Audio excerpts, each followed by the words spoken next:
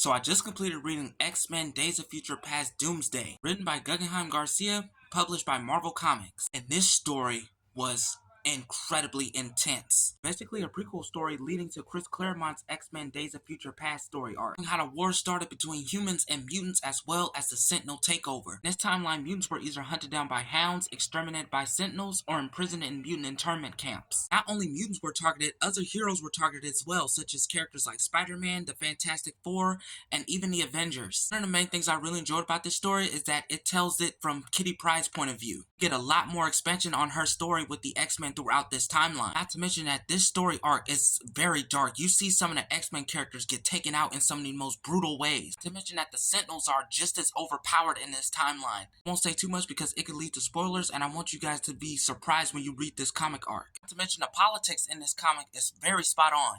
This is a really good story arc to read, especially in the era that we're living in now. This was a genius idea to have a prequel comic arc to see the events that led to Days of Future Past from Chris Claremont's run. X-Men Days of Future Past Doomsday is a really fun and epic intense read.